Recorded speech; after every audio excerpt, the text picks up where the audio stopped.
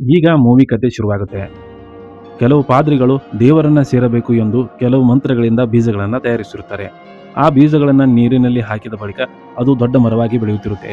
ಪಾದ್ರಿಗಳು ದೇವರನ್ನ ಸೇರಬೇಕು ಎಂದು ಆ ಬೀಜಗಳನ್ನು ಹಾಕುತ್ತಾರೆ. ಅದು ದೊಡ್ಡ ಮರವಾಗಿ ಬೆಳೆಯುತ್ತೆ. ಮರಗಳನ್ನು ಹತ್ತಿ ಮೇಲೆ ಹೋದ ಬಳಿಕ ಅವರಿಗೆ ಒಂದು ಅಚ್ಚರಿ ಕಾದಿರುತ್ತೆ. ಏಕೆಂದರೆ ಅಲ್ಲಿ ದೇವರು ಅವರಿಗೆ ಸಿಗುವುದಿಲ್ಲ, ಬದಲಾಗಿ ರಾಕ್ಷಸರ ಗುಂಪೊಂದು ಸಿಗುತ್ತೆ. ಅದೇ ಮರದ ಮೂಲಕ ಈಗ ರಾಕ್ಷಸರು ಭೂಮಿಗೆ ಬರುತ್ತಾರೆ. ಭೂಮಿಗೆ ಬಂದು ತಮಗೆ ಸಿಕ್ಕ ಎಲ್ಲ ವಸ್ತುಗಳನ್ನು ತೆಗೆದುಕೊಳ್ಳುತ್ತಾರೆ. ಹಾಗೆ ಅಲ್ಲಿ ಜನರ ಮಾಂಸವು ಅವರಿಗೆ ರುಚಿ ಹತ್ತಲು ಶುರು ಮಾಡುತ್ತೆ. ಜನರ ಮಾಂಸವನ್ನು ಸಹಿತ ಈಗ ಆ ರಾಕ್ಷಸರು ತಿನ್ನಲು ಶುರು ಮಾಡುತ್ತಾರೆ. ಇನ್ನು ಮುಂದೆ ಏನು ಮಾಡಬೇಕು ಎಂದು ಅಂದುಕೊಳ್ಳುವುದರಲ್ಲಿ ರಾಜ ಎರಿಕಿದ್ದವನು ಒಂದು ರಾಕ್ಷಸವನ್ನ ಕೊಲ್ಲುತ್ತಾನೆ. ಪಾದ್ರಿಗಳನ್ನ ಕರೆಸಿ ಆ ರಾಕ್ಷಸಿನ ಹೃದಯವನ್ನು ತೆಗೆದು ಮಂತ್ರಶಕ್ತಿಯಿಂದ ಆ ಒಂದು ಕಿರೀಟವನ್ನು ತಯಾರು ಮಾಡುತ್ತಾನೆ. ಅದನ್ನು ರಾಜ ಎರಿಕಿದ್ದವನು ಧರಿಸುತ್ತಾನೆ. ಈಗ ಉಳಿದ ರಾಕ್ಷಸರು ಎಲ್ಲರೂ ರಾಜನ ಗುಲಾಮರಾಗುತ್ತಾರೆ.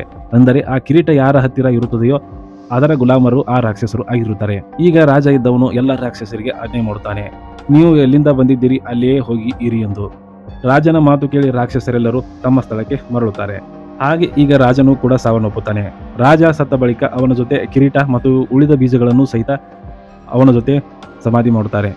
ಈ ಕಥೆಯನ್ನ ಜಾಕ್ಗೆ ತನ್ನ ತಂದೆಯು ಹೇಳುತ್ತಿರುತ್ತಾನೆ. ಹಾಗೆ ಈ ಕಥೆಯನ್ನು ಸಹಿತ ಇಸಾಬೆಲ್ ತಾಯಿ ಹೇಳುತ್ತಿರ್ತಾಳೆ. ಇಲ್ಲಿ ಜಾಕ್ ಇದ್ದವನು ಬಡವನಾಗಿರುತ್ತಾನೆ. ಹಾಗೆ ಇಸಾಬೆಲ್ ಇದ್ದವಳು ಆ ರಾಜ್ಯದ ರಾಜಕುಮಾರಿ ಆಗಿರುತ್ತಾಳೆ. ಇನ್ನು ಮುಂದಿನ ದೃಶ್ಯದಲ್ಲಿ 10 ವರ್ಷದ ನಂತರ ತೋರಿಸುತ್ತಾರೆ. ಈಗ ಜಾಕ್ ಇದ್ದವನು ತನ್ನ ಚಿಕ್ಕಪ್ಪನೊಂದಿಗೆ ಇರುತ್ತಾನೆ. ಹಾಗೆ ಈಗ ಚಿಕ್ಕಪ್ಪ ಒಂದು ಕುದುರೆ ಮತ್ತು ಗಾಡಿಯನ್ನು ಕೊಟ್ಟು ಈ ಕುದುರೆ ಮತ್ತು ಗಾಡಿಯನ್ನು ಮಾರಿಕೊಂಡು ಬಾ ಎಂದು ಜಾಕ್ಗೆ ಹೇಳುತ್ತಾನೆ. ಈಗ ಜಾಕ್ ಇದ್ದವನು ಅರಮನೆಯ ಮೈದಾನಕ್ಕೆ ಬರುತ್ತಾನೆ. ಹಾಗೆ ಆ ಸಂತೆಯಲ್ಲಿ ಬಂದು ಯಾರು ಈ ಕುದುರೆಯನ್ನ ತೆಗೆದುಕೊಳ್ಳುತ್ತೀರಿ ಎಂದು ಕೇಳುತ್ತಿರುತ್ತಾನೆ. ಜಾಕ್ ಇದ್ದವನು ಚಿಕ್ಕ ವಯಸ್ಸಿನಲ್ಲಿ ಕೇಳಿದ ಕಥೆಯನ್ನ ಈಗ ನಾಟಕದ ಮೂಲಕ ಪ್ರದರ್ಶನ ಮಾಡುತ್ತಿರುತ್ತಾರೆ. ಜಾಕ್ ಇದ್ದವನು ಹಾಗೆ ತನ್ನ ಕುದುರೆಯನ್ನು ಹೊರಗಡೆ ಬಿಟ್ಟು ಆ ನಾಟಕವನ್ನ ನೋಡಲು ಒಳಗೆ ಹೋಗುತ್ತಾನೆ. ಅಲ್ಲಿ ಒಂದು ಹುಡುಗಿಯನ್ನ ನೋಡುತ್ತಾನೆ. ಅವಳು ಬೇರೆ ಯಾರು ಅಲ್ಲ, ಇಸಾಬೆಲ್ ಆಗಿರುತ್ತಾಳೆ. ಹಾಗೆ ಅವಳು ಕೂಡ ಆ ನಾಟಕವನ್ನ ನೋಡುತ್ತಾ ನಿಂತಿರುತ್ತಾಳೆ. ಅಷ್ಟರಲ್ಲಿ ಕೆಲವು ಜನರು ಆ ಇಸಾಬೆಲ್ಗೆ ತೊಂದರೆ ಕೊಡಲು ಶುರು ಮಾಡುತ್ತಾರೆ.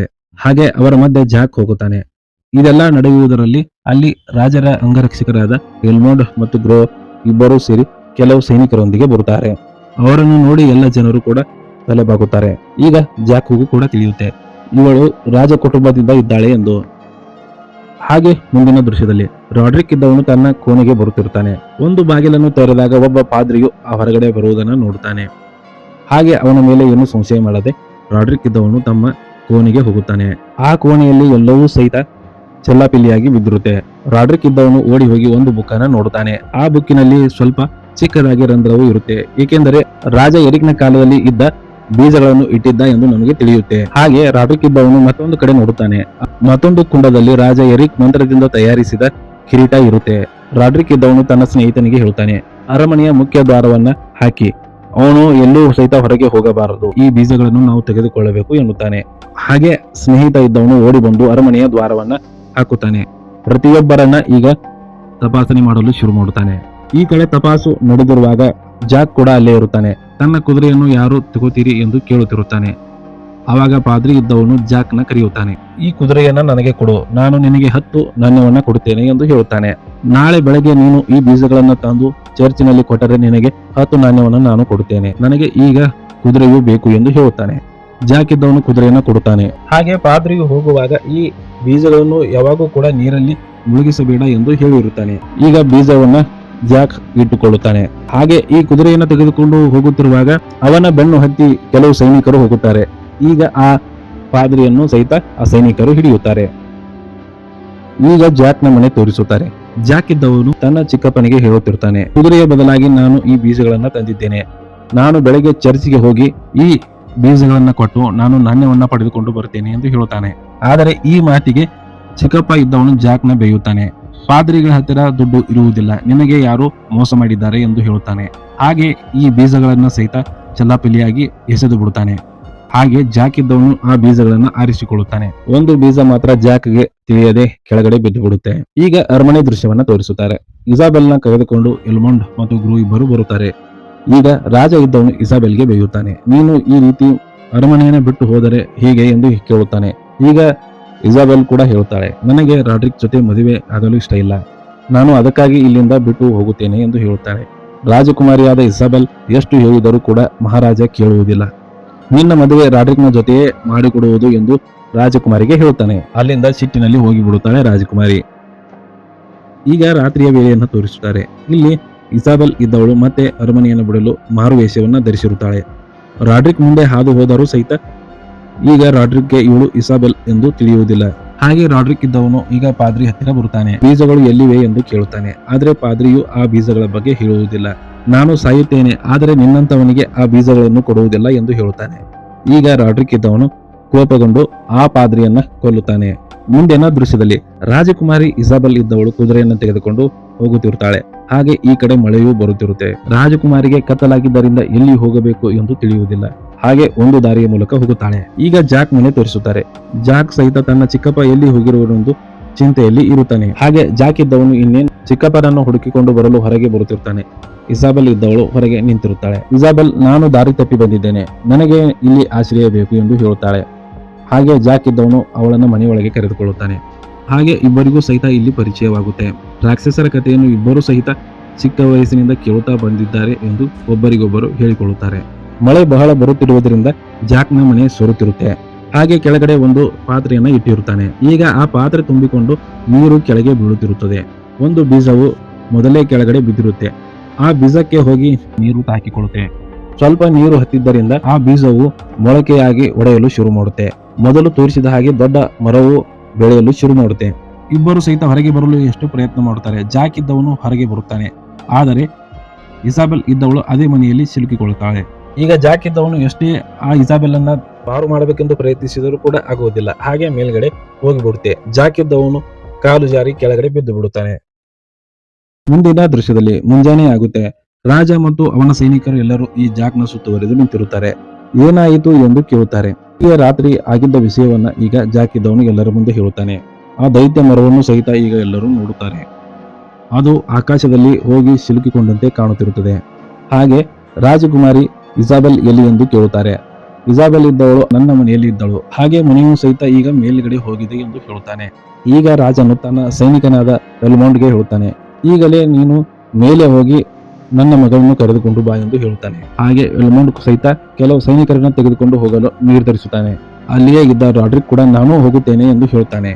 ಈಗ ರಾಡ್ರಿಕ್ ಮತ್ತು ತನ್ನ ಸ್ನೇಹಿತನ ಜೊತೆ ಹಾಗೂ ಕೆಲವು ಸೈನಿಕರು ಹೊರಡಲು ಸಿದ್ಧರಾಗುತ್ತಾರೆ. ಅಷ್ಟರಲ್ಲಿ ಜಾಕ್ ಇದ್ದವನು ಸಹಿತ ನಾನು ಕೂಡ ಹೋಗುತ್ತೇನೆ ಎನ್ನುತ್ತಾನೆ. ಜಾಕ್ಗೂ ಸಹಿತ ರಾಜರು ಮೇಲೆ ಹೋಗಲು ಒಪ್ಪಿಗೆ ನೀಡುತ್ತಾರೆ. ಈಗ ಎಲ್ಲರೂ ಸೇರಿ ಮೇಲೆ ಹೋಗಲು ಶುರು ಮಾಡುತ್ತಾರೆ. ಜಾಕ್, ರಾಡ್ರಿಕ್, ಎಲ್ಮೊಂಡ್ ಮತ್ತು ಸೈನಿಕರು ಎಲ್ಲರೂ ಸೇರಿ ಮೇಲ್ಗಡೆ ಹೋಗುತ್ತಾರೆ. ಮೇಲ್ಗಡೆ ಬಂದು ತಲುಪಲು ಒಂದು ರಾತ್ರಿ ಮತ್ತು ಹಗಲು ಆಗುತ್ತೆ. ಹಾಗೆ ಕೊನೆಗೆ ಈಗ ಮೇಲ್ಗಡೆ ಬರುತ್ತಾರೆ. ಮೇಲೆ ಬಂದು ನೋಡುತ್ತಾರೆ. ಅಲ್ಲಿ ಇಸಾಬೆಲ್ ಎಲ್ಲಿಯೂ ಕಾಣುವುದಿಲ್ಲ. ಹಾಗೆ ಮೇಲೆ ಹೋಗಲು ದಾರಿ ಆ ನೀರಿನ ಮೂಲಕ ಇರುತ್ತೆ. ಅಲ್ಲಿಂದ ಮೇಲೆ ಹೋಗುತ್ತಾರೆ. ಎಲ್ಮೊಂಡ್ ಮತ್ತು ಸೈನಿಕರು ಮುಂದೆ ಹೋದಾಗ ರಾಡ್ರಿಕ್ ಇದ್ದವನು ಜಾಕ್ನ ಕೇಳುತ್ತಾನೆ, ಆ ಬೀಜಗಳನ್ನ ಕೊಡು, ಇಲ್ಲದಿದ್ದರೆ ನಿನ್ನ ಇಲ್ಲೇ ಸಾಯಿಸುತ್ತೇನೆ ಎನ್ನುತ್ತಾನೆ. ಈಗ ಜಾಕ್ ಇದ್ದವನು ಹೆದರಿ ಅವನಿಗೆ ಬೀಜಗಳನ್ನು ಕೊಡುತ್ತಾನೆ. ಆದರೆ ಜಾಕ್ ಇದ್ದವನು ಒಂದು ಬೀಜವನ್ನ ಮಾತ್ರ ತನ್ನ ಹತ್ತಿರ ಇಟ್ಟುಕೊಳ್ಳುತ್ತಾನೆ. ಹಾಗೆ ಈಗ ರಾಜಕುಮಾರಿಯಾದ ಇಸಾಬೆಲ್ ಅನ್ನು ಹುಡುಕಲು ಶುರು ಮಾಡುತ್ತಾರೆ. ಹಾಗೆ ಮುಂದೆ ಹೋಗುತ್ತಾರೆ. ಇಲ್ಲಿ ಯಾರೋ ಸಹಿತ ರಾಜಕುಮಾರಿಯನ್ನ ತೆಗೆದುಕೊಂಡು ಹೋಗಿದ್ದಾರೆ ಎಂದು ಜಾಕ್ ಹೇಳ್ತಾನೆ. ಒಟ್ಟಿನಲ್ಲಿ 6 ಜನ ಇರುತ್ತಾರೆ. ಈಗ ಎಲ್ಮೊಂಡ್ ಇದ್ದವನು, ನಾವು 3 ಜನ ಬೇರೆ ಕಡೆ ಹೋಗ್ತೀವಿ, ನೀವು 3 ಜನ ಬೇರೆ ಕಡೆ ಹುಡುಕಿ ಎಂದು ಹೇಳುತ್ತಾನೆ. ಹಾಗೆ ಈಗ ಎಲ್ಮೊಂಡ್, ಜಾಕ್ ಮತ್ತು ಗ್ರೋ ಈ 3 ಜನ ಬೇರೆ ಕಡೆ ಹೋಗುತ್ತಾರೆ. ಹಾಗೆ ಈ ಕಡೆ ರಾಡ್ರಿಕ್ ಮತ್ತು ಆತನ ಗೆಳೆಯ ಮತ್ತು ಒಬ್ಬ ಸೈನಿಕ ಸೇರಿ 3 ಜನ ಬೇರೆ ಕಡೆ ಹೋಗುತ್ತಾರೆ. ಹಾಗೆ ಹುಡುಕುತ್ತಾ ಮುಂದೆ ಹೋಗುತ್ತಿರುತ್ತಾರೆ. ಜಾಕ್ ಇರುವ ಗುಂಪಿಗೆ ಕುರಿಗಳು ಕಾಣುತ್ತೆ. ಎಲ್ಮೊಂಡ್ ಇದ್ದವನು, ನಿಮಗೆ ಯಾರಿಗಾದರೂ ಹಸಿವಾಗಿದೆ ಎಂದು ಕೇಳುತ್ತಾನೆ. ಹಾಗೆ ಕುರಿಗಳನ್ನು ನೋಡಿದಾಗ ಜಾಕ್ ಮತ್ತು ಗ್ರೋ ಇಬ್ಬರು ಹೋಗಿ ಆ ಕುರಿಗಳನ್ನ ಹಿಡಿಯಲು ಹೋಗುತ್ತಾರೆ. ನೀರಿನಲ್ಲಿ ಕುರಿಗಳು ಓಡಿ ಹೋಗುತ್ತವೆ. ಇನ್ನೇನು ಆ ಕುರಿಗಳನ್ನ ಹಿಡಿಯಬೇಕು ಎನ್ನುವಷ್ಟರಲ್ಲಿ ಏನೋ ಒಂದು ಶಬ್ದ ಕೇಳುತ್ತೆ. ಹಾಗೆ ಇದು ಏನು ಎಂದು ಅರ್ಥ ಮಾಡಿಕೊಳ್ಳುವಷ್ಟರಲ್ಲಿ ಅಲ್ಲಿ ಒಂದು ಬಲೆಯನ್ನ ಹಾಕಿರುತ್ತಾರೆ. ಅದು ಜಾಕ್ ಮತ್ತು ಗ್ರೋವನ್ನ ಹಿಡಿದುಕೊಳ್ಳುತ್ತೆ. ಈಗ ಅದರಿಂದ ತಪ್ಪಿಸಿಕೊಳ್ಳಲು ಪ್ರಯತ್ನ ಮಾಡುತ್ತಿರುತ್ತಾರೆ. ಎಲ್ಮೊಂಡ್ ಬಂದು ಕೂಡ ಇವರನ್ನ ರಕ್ಷಣೆ ಮಾಡಲು ನೋಡುತ್ತಿರುತ್ತಾನೆ. ಪಕ್ಷಿಗಳು ಹಾರಾಟ ಕೇಳುತ್ತೆ. ಎಲ್ಮೊಂಡ್ ಇದ್ದವನು ಅಲ್ಲೇ ಪಕ್ಕದಲ್ಲಿ ಅಡಗಿಕೊಳ್ಳುತ್ತಾನೆ. ಜಾಕ್ ಮತ್ತು ಗ್ರೋ ಇಬ್ಬರು ಸೇರಿ ಆ ಬಲೆಯನ್ನ ಕತ್ತರಿಸಲು ಶುರು ಮಾಡುತ್ತಾರೆ. ಈಗ ಗ್ರೋ ಇದ್ದವನು ತನ್ನ ಬಲೆಯನ್ನ ಕತ್ತರಿಸಿ ಕೆಳಗೆ ಬೀಳುತ್ತಾನೆ. ಏನು ಬರುತ್ತಿದೆ ಎಂದು ತಿಳಿದು ಅಲ್ಲಿಂದ ಗ್ರೋ ಇದ್ದವನು ಓಡಿ ಹೋಗುತ್ತಾನೆ. ಹಾಗೆ ಜಾಕ್ ಇದ್ದವನು 2ನೇ ಬಾರಿಗೆ ಕೆಳಗಡೆ ಬೀಳುತ್ತಾನೆ. ಈಗ ಏನು ಇದೆ ಎಂದು ನೋಡುವಷ್ಟರಲ್ಲಿ ಒಂದು ದೈತ್ಯಾಕಾರವಾದ ರಾಕ್ಷಸ ಬರುತ್ತಿರುವುದು ಕಾಣುತ್ತೆ. ಜಾಕ್ ಇದ್ದವನು ಅಲ್ಲಿಯೇ ನೀರಿನಲ್ಲಿ ಮುಳುಗುತ್ತಾನೆ. ಹಾಗೆ ಆ ಕುರಿಯನ್ನ ಹಿಡಿಯಲು ಈಗ ಆ ರಾಕ್ಷಸ ಬಂದಿರುತ್ತೆ. ಇನ್ನೇನು ಆ ಕುರಿಗಳನ್ನು ತೆಗೆದುಕೊಂಡು ಹೋಗುವಷ್ಟರಲ್ಲಿ ಗ್ರೋ ಇದ್ದವನು ಬಗ್ಗೆ ಆ ರಾಕ್ಷಸವನ್ನ ನೋಡುತ್ತಾನೆ. ಅವಾಗ ರಾಕ್ಷಸ ಇದ್ದಿದ್ದು ಇಲ್ಲಿ ಯಾರೋ ಮನುಷ್ಯರು ಇರುವರು ಎಂದು ಅಂದುಕೊಳ್ಳುತ್ತೆ. ಹಾಗೆ ಮುಂದೆ ಬಂದು ನೋಡುವಷ್ಟರಲ್ಲಿ ಅಲ್ಲಿಂದ ಗ್ರೋ ಓಡಲು ಶುರು ಮಾಡುತ್ತಾನೆ. ಗ್ರೋ ಎಷ್ಟೇ ಓಡಿದರೂ ಆ ದೈತ್ಯ ರಾಕ್ಷಸನ ಕೈಯಲ್ಲಿ ಗ್ರೋ ಇದ್ದವನು ಸಿಗುತ್ತಾನೆ. ಈ ಕಡೆ ಎಲ್ಮೋಂಡ್ ಇದನ್ನೆಲ್ಲ ನೋಡುತ್ತಿರುತ್ತಾನೆ. ಈಗ ಅವನನ್ನು ಹಿಡಿಯುತ್ತಾರೆ ಎಂದು ತಿಳಿದು ಎಲ್ಮೋಂಡ್ ಇದ್ದವನು ಸಹಿತ ಆ ರಾಕ್ಷಸರನ್ನು ಕೊಲ್ಲಲು ಓಡುತ್ತಾನೆ. ಈಗ ಆ ಎಲ್ಮೋಂಡ್ಗೂ ಸಹಿತ ರಾಕ್ಷಸ ಕಾಲಿನಿಂದ ಒದ್ದಾಗ ಎಲ್ಮೋಂಡ್ ಇದ್ದವನು ಹೋಗಿ ಜ್ಞಾನಹೀನನಾಗಿ ಬೀಳುತ್ತಾನೆ. ಈಗ ಗ್ರೋ ಮತ್ತು ಎಲ್ಮೋಂಡ್ ಇಬ್ಬರನ್ನು ತೆಗೆದುಕೊಂಡು ರಾಕ್ಷಸ ಹೋಗಲು ಶುರು ಮಾಡುತ್ತೆ. ಹಾಗೆ ಆ ರಾಕ್ಷಸರ ಬೆನ್ನು ಹತ್ತಿ ಈಗ ಜಾಕ್ ಇದ್ದವನು ಹೋಗಲು ಶುರು ಮಾಡುತ್ತಾನೆ. ಹಾಗೆ ಈಗ ರಾಡ್ರಿಕ್ ನ ತೋರಿಸುತ್ತಾರೆ. ರಾಡ್ರಿಕ್ ಮತ್ತು ತನ್ನ ಗೆಳೆಯ ಹಾಗೂ ಒಬ್ಬ ಸೈನಿಕ ಒಂದು ಎತ್ತರ ಪರ್ವತ ಪ್ರದೇಶಕ್ಕೆ ಬಂದಿರುತ್ತಾರೆ. ಆ ಪ್ರದೇಶದಲ್ಲಿ ನಿಂತಾಗ ಸೈನಿಕ ಇದ್ದವನು ಹೇಳ್ತಾನೆ, ನಾನು ಹೋಗಿ ದಾರಿಯನ್ನ ನೋಡಿ ಬರುತ್ತೇನೆ, ನೀವು ಇಬ್ಬರು ಇಲ್ಲೇ ನಿಂತುಕೊಳ್ಳಿ ಎಂದು ಹೇಳ್ತಾನೆ. ಈಗ ರಾಡ್ರಿಕ್ ಮತ್ತು ಅವನ ಗೆಳೆಯನ ತೆರೆಯಲ್ಲಿ ಈ ಒಬ್ಬ ಸೈನಿಕನನ್ನು ಕೊಲ್ಲಬೇಕು ಎಂಬ ವಿಚಾರ ಬಂದಿರುತ್ತೆ. ಹಾಗೆ ಈಗ ಒಂದು ಪ್ಲಾನ್ ಮಾಡಿ ರಾಡ್ರಿಕ್ ಇದ್ದವನು ಪರ್ವತದ ತುದಿಗೆ ಸೈನಿಕನನ್ನ ಕರೆಸುತ್ತಾನೆ. ರಾಜಕುಮಾರಿಯಾದ ಇಸಾಬೆಲ್ ಇರುವಳು ಎಂದು ಹೇಳ್ತಾನೆ. ಆ ಸೈನಿಕನು ಎಲ್ಲಿ ಇರುವಳು ಎಂದು ಬಂದು ನೋಡಿದಾಗ ಅವನನ್ನ ಪರ್ವತದಿಂದ ಕೆಳಗೆ ತಳ್ಳಿ ಬಿಡುತ್ತಾನೆ ರಾಡ್ರಿಕ್ಸ್. ಈಗ ರಾಡ್ರಿಕ್ ಮತ್ತು ಆತನ ಗೆಳೆಯರು ಖುಷಿಯಲ್ಲಿ ಇರುತ್ತಾರೆ. ಅಷ್ಟರಲ್ಲಿ ಒಂದು ರಾಕ್ಷಸ ಬಂದು ರಾಡ್ರಿಕ್ ಗೆಳೆಯನನ್ನ ಹಿಡಿದು ಬಾಯಲ್ಲಿ ಹಾಕಿಕೊಂಡು ತಿಂದು ಬಿಡುತ್ತೆ. ಹಾಗೆ ಇನ್ನೊಂದು ರಾಕ್ಷಸವು ಈಗ ಮತ್ತೆ ಅಲ್ಲಿ ಬರುತ್ತೆ. ಇನ್ನೇನು ರಾಡ್ರಿಕ್ನ ಹಿಡಿದು ತಿನ್ನಬೇಕು ಎನ್ನುವಷ್ಟರಲ್ಲಿ ರಾಡ್ರಿಕ್ ಇದ್ದವನು ತನ್ನ ಬ್ಯಾಗಿನಿಂದ ಆ ಕಿರೀಟವನ್ನು ತೆಗೆಯುತ್ತಾನೆ. ಈಗ ಆ ಕಿರೀಟವನ್ನು ನೋಡಿದ ತಕ್ಷಣ ಇಬ್ಬರು ರಾಕ್ಷಸರು ರಾಡ್ರಿಕ್ನಿಗೆ ಗುಲಾಮರಾಗುತ್ತಾರೆ. ರಾಜಕುಮಾರಿಯಾದ ಇಸಾಬೆಲ್ ಅನ್ನ ತೋರಿಸುತ್ತಾರೆ. ಅವಳು ಒಂದು ಪಂಜರದಲ್ಲಿ ಇರುತ್ತಾಳೆ. ಇಸಾಬೆಲ್ ಜೊತೆ ಯಾವ ರಾಕ್ಷಸನು ಮಾತನಾಡುತ್ತಿರುತ್ತಾನೆ.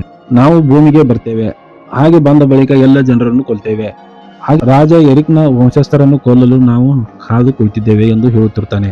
ರಾಜಕುಮಾರಿಯ ಜೊತೆ ಮಾತನಾಡುತ್ತಿರುವುದು ಎರಡ ತಲೆಯ ರಾಕ್ಷಸ ಆಗಿರುತ್ತೆ. ಇದು ರಾಕ್ಷಸರ ಸೇನಾಧಿಪತಿ ಆಗಿರುತ್ತೆ. ಹಾಗೆ ಈಗ ರಾಜಕುಮಾರಿಯನ್ನು ತೆಗೆದುಕೊಂಡು ಇವಳನ್ನು ನಾನು ತಿನ್ನುತ್ತೇನೆ ಎಂದು ಎಲ್ಲ ರಾಕ್ಷಸರ ಮುಂದೆ ಹೇಳುತ್ತಿರ್ತಾನೆ.